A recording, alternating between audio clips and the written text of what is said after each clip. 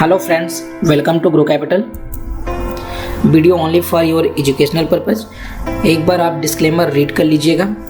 और हम लोग बात करने वाले हैं निफ्टी बैंक निफ्टी का व्यू 6 सितंबर मीन्स मंडे के लिए क्या रहेगा और इंट्राडे स्टॉक कौन कौन से रहेंगे कल के लिए। तो एक बार देख लेते हैं प्रीवियस जो फ्राइडे को हमने इंट्राडे कॉल दिया था उसका परफॉर्मेंस क्या रहा।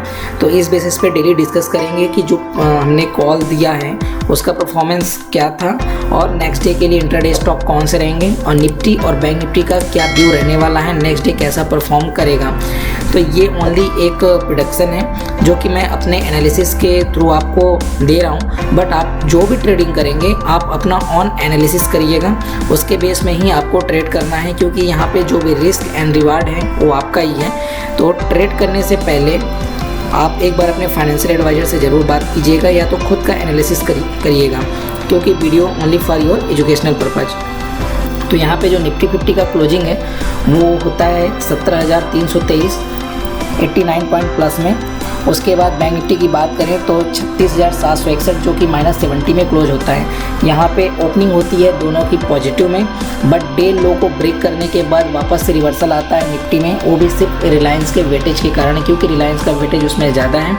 और बैंक निफ्टी में ऐसा कुछ भी रिवर्सल नहीं आता, क्योंकि जितने बैंकिंग स्टॉक हैं वो कोई खास परफॉर्मेंस नहीं कर पाते हैं। तो यहाँ पर इसका क्लोजिंग होता है -70 में। तो एक बार हम लोग देख लेते हैं स्टॉक जो हमने प्रोवाइड किए थे उसमें क्या परफॉर्मेंस रहा। तो जैसे 3 सितंबर फ्राइडे का स्कॉट था हैवेल्स एंड बंधन बैंक। तो यहाँ पे बंधन बैंक एक्टिव नहीं होता है, जिसे 280 के बिलो में सेल करना था और एक्टिवेट नहीं हुआ। तो अगर हम स्कॉट की बात करें तो स्कॉट को बाय करना था 1317 से 1318 इसके ऊपर लेवल में। तो एक बार तो ये हाई बनाता है 1320-21 का, उसके बाद ये डाउन आता है 1308 तक, वापस से ये हाई बनाता है 1330 मीन्स ऑलमोस्ट 1% के आसपास। और हैवेल्स की बात करें तो इसको 1397 के ऊपर बाय करना था। तो ये 1397 से ये कंटिन्यू चलते जाता है और उसके बाद ये हाई बना देता है 1433 का, जो कि ऑलमोस्ट इसका 2.5% या 3% के आसपास होता है। बट हमें टारगेट यहाँ पे जैसे मैंने बताया था कि ऑलवेज आपको उस स्टॉक का स्टॉप लॉस 1% के आसपास रखिएगा। तो उसका जो टारगेट है वो 1.5 या 2% में रहेगा, मतलब उसके रेशो में। तो रेशो के हिसाब से अगर आप निकालें 1.5 में भी तो भी अच्छा खासा प्रॉफिट होता है, या अगर आप 2% लेते हैं तो भी बहुत अच्छा प्रॉफिट है। और स्कॉट में तो 1% का है। तो यहाँ पे हमारे दो स्टॉक अच्छा परफॉर्म करते हैं। और अब नेक्स्ट डे के लिए हम लोग देखते हैं कौन कौन सा स्टॉक है। तो यहाँ पे मार्केट जैसा कि क्लोजिंग हुआ है उस बेसिस पे हमने 2 स्टॉक लिए हैं बाय साइड के, 2 स्टॉक लिए हैं सेल साइड के। उससे पहले हम लोग देख लेते हैं निफ्टी एंड बैंक निफ्टी का क्या परफॉर्मेंस रहेगा। यहाँ पे मैंने ट्रेडिंग भी ओपन कर लिया है। तो सबसे पहले हम लोग देख लेते हैं निफ्टी।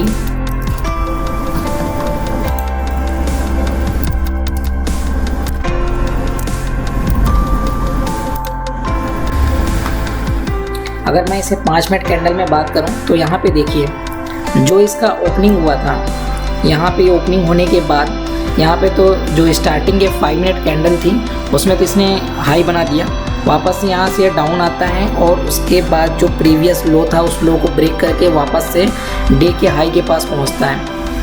उसके बाद आप देखोगे यहाँ पे डे हाई के पास पहुँचने के बाद वापस से ये डे लो को ब्रेक करके नीचे ट्रेड करता है यहाँ पे। लेकिन उसी टाइम पे रिलायंस में अच्छा खासा मूवमेंट आता है और रिलायंस पूरे मार्केट में यहाँ पे निफ्टी 50 को उठा देता है और वापस से जो हाई रहता है इस हाई को ब्रेक करके इसके ऊपर चला जाता है।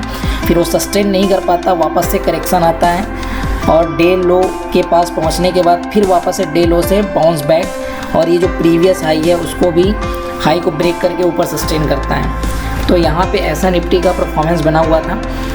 अगर हम बात करें नेक्स्ट डे के लिए निफ्टी का, तो यहाँ पे अगर ओपनिंग होता है इसके ऊपर तो पहले स्टार्टिंग में जो 5 to 10 मिनट 15 मिनट की कैंडल है इसमें इजली वहाँ पे ऊपर ओपनिंग होके थोड़ा सस्टेन करेगा।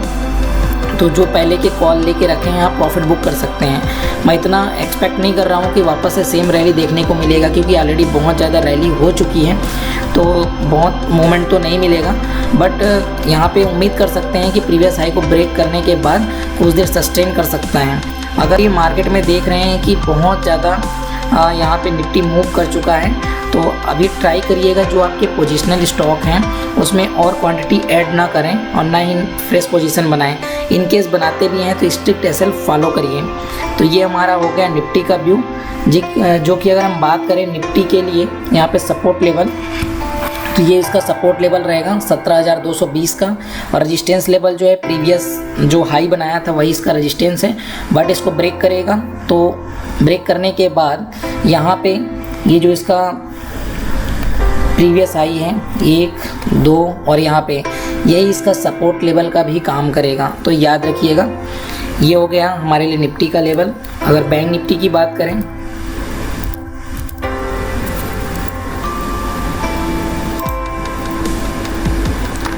बैंक निफ्टी में जैसे कि मैंने बताया था पहले ही कि यहाँ पे इसका रेजिस्टेंस लेवल है।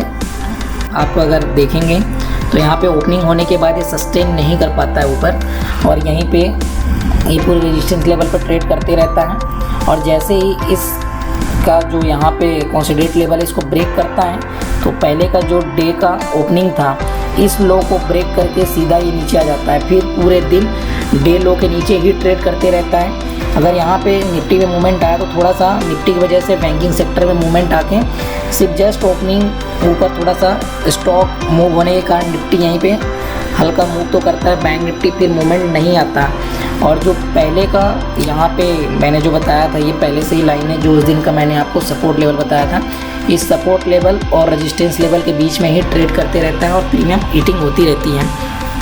अगर मैं नेक्स्ट डे के लिए बात करूँ तो यहाँ पे देखिए जो पहले का सपोर्ट लेवल था यही इसका सपोर्ट लेवल रहेगा, और जो अभी हाई बनाया इसने 37,099 मतलब 37,100 का, तो यहाँ पे ये पहले का हाई ही इसका रेजिस्टेंस रहेगा। तो इसके अगर ऊपर निकलेगा तभी आप समझिएगा कि कुछ मोमेंट मिल सकता है और नया हाई बना के सस्टेन करेगा तभी आप ट्रेड बनाइएगा। इनके सस्टेन नहीं करेगा तो यहाँ पे बाय पोजीशन नहीं लेना है।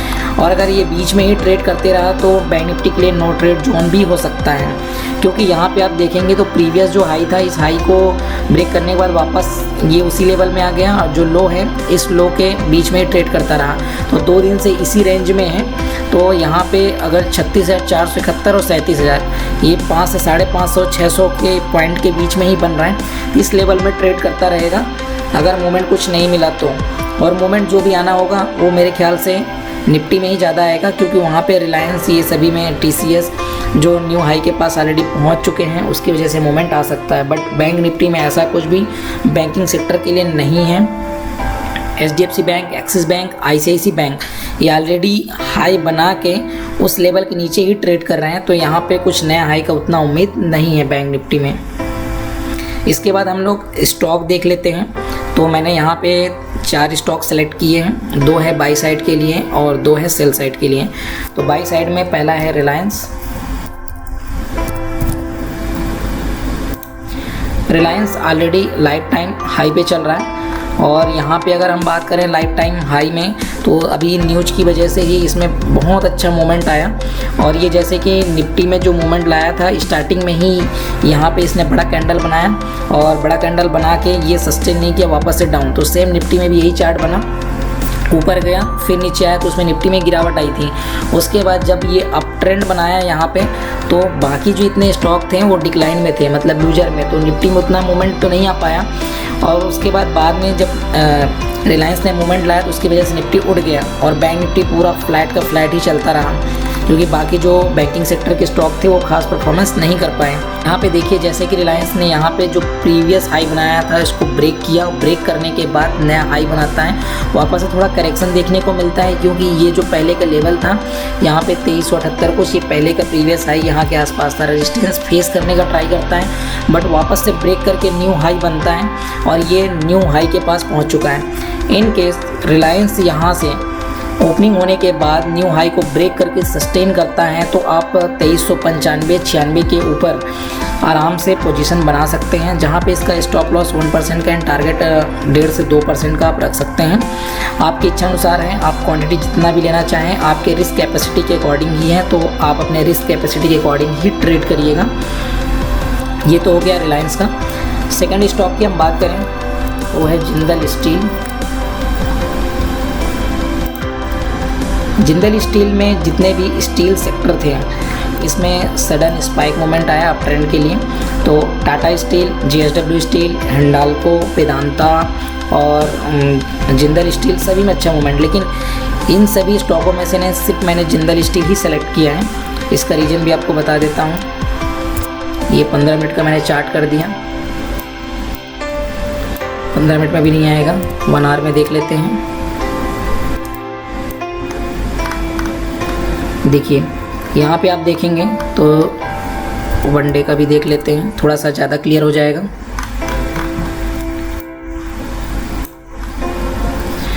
यहाँ पे जो मूवमेंट आया था यहाँ से बढ़िया ट्रेंड बनाया और इधर जो है प्रीवियस हाई को ब्रेक करके नया हाई बनाता है, फिर ये डाउन आने के बाद यहीं पे ऑसिलेट होते रहता है। उसके बाद आप देखेंगे तो वापस से यहाँ से ये चला और इस लेवल में, मतलब मैं बात करूँ यहाँ पे इस लेवल से इस लेवल में ही ट्रेड करते रहता है।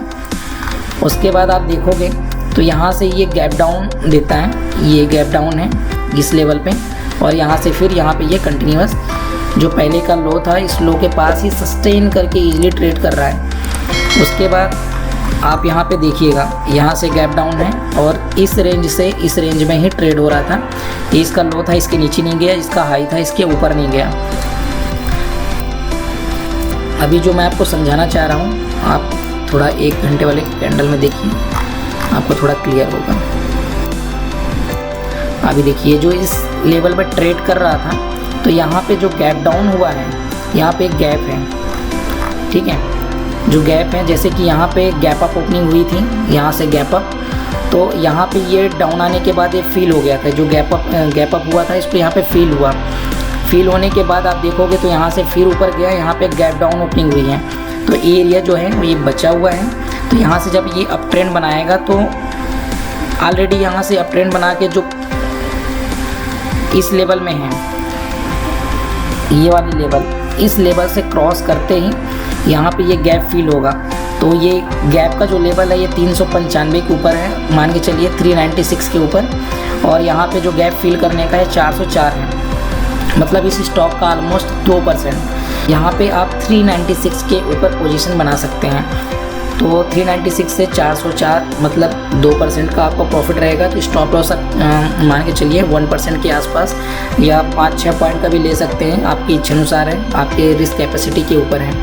तो यहाँ पे रिलायंस एंड जिंदल स्टील 2 हो गए बाई साइड में। सेल साइड के लिए देख लेते हैं Mahindra and Mahindra. Auto sector में अगर हम बात करें तो अभी मेरे ख्याल से जो महिंद्रा एंड महिंद्रा है सबसे लूज है, वीक है। इसमें भी आपको लॉजिकल में समझाने के लिए ट्राई करता हूँ। अभी ये 1 आवर का ही कैंडल है, 5 मिनट में चलते हैं।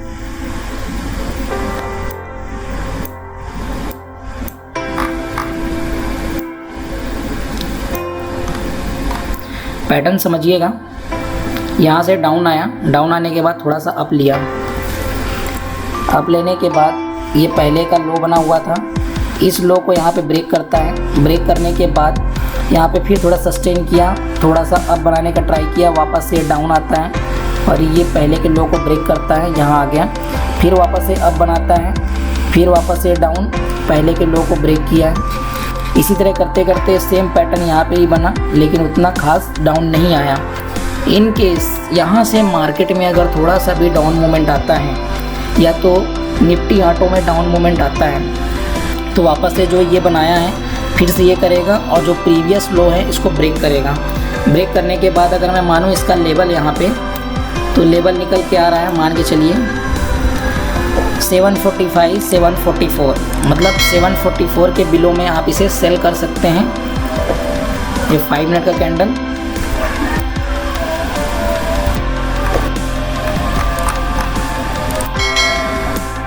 देखिए ये 1 आवर मैंने कर दिया।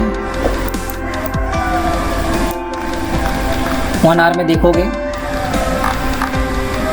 तो यहाँ पे जो है ये पहले का प्रीवियस लो है 1 आवर कैंडल के हिसाब से, तो अगर इस लेवल को ब्रेक करेगा तो मान के चलिए आपको यहाँ 744 से 732 734 के आसपास टारगेट मिलना चाहिए, और स्टॉप लॉस वही स्टॉक का 1% के आसपास।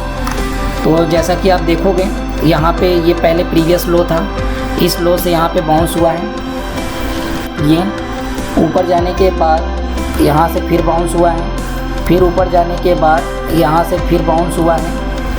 अभी सेम इस लेवल में यहाँ पे ये थोड़ा सा नीचे आके बाउंस, तो ये लेवल में बाउंस हो सकता है। बट अगर यहाँ पे मार्केट में थोड़ा सा या तो निफ्टी ऑटो में फॉल दिखाई देता है तो आपको ये लेवल आराम से मिलेगा। तो ये जो बीच का है ये इंट्राडे में आप ट्रेड कर सकते हो, जो कि इस स्टॉक का 2% के आसपास आएगा डाउन होने की कंडीशन में। तो ये हो गया महिंद्रा एंड महिंद्रा। उसके बाद अगला स्टॉक मैंने लिया है एयरटेल का, भारती एयरटेल लिमिटेड। यहाँ पे 1 आवर का कैंडल है। देखिए इसमें हर बार एक डाउन आने के बाद, ये डाउन होने के बाद नया अप, डाउन आने के बाद फिर से नया अप, ऐसा करके स्टेप बाय स्टेप ये चलता रहा। और चलने के बाद यहाँ पे इसको ब्रेक करता है, जो कि इसके नीचे आ गया वापस से, यहाँ से फिर ये इस लेवल में, फिर इसको ब्रेक करने के बाद ये ट्रेंड बनाता है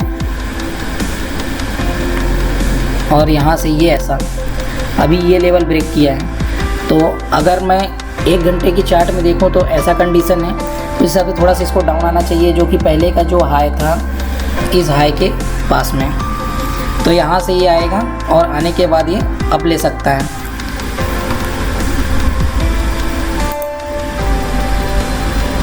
तो ये जो लेवल है 654 और इसका जो लेवल है यहाँ पे है 642, मतलब दोनों के बीच का रेंज अगर मैं मानूँ 54 से 42, मतलब ऑलमोस्ट 2% के आसपास है। तो अगर थोड़ा सा भी सेलिंग प्रेशर आता है तो आप एयरटेल को जो इंट्राडे में सेल कर सकते हैं 654 के बिलो में। एक बार 5 मिनट के कैंडल में आप देखोगे तो यहाँ पे ये इसका सपोर्ट लेवल है। इस सपोर्ट लेवल में यहाँ पे ये थोड़ा सा ब्रेक करने का ट्राई किया और सस्टेन करने का।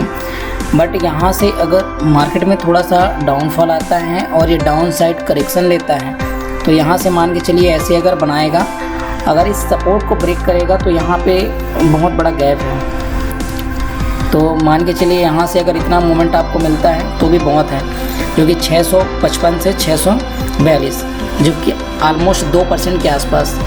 और इस स्टॉक का अगर रेजिस्टेंस माने तो ये 672 एक्चुअल में इसका रेजिस्टेंस लेवल है। तो इंट्राडे में अगर आप यहाँ पे मतलब स्टॉप लॉस लेते हैं तो 655 के नीचे या 54 के नीचे सेल अगर आप करते हैं तो यहाँ पे आप स्टॉप लॉस इसके पास में रखिएगा, ताकि आपको उतना लॉस फेस ना करना पड़े।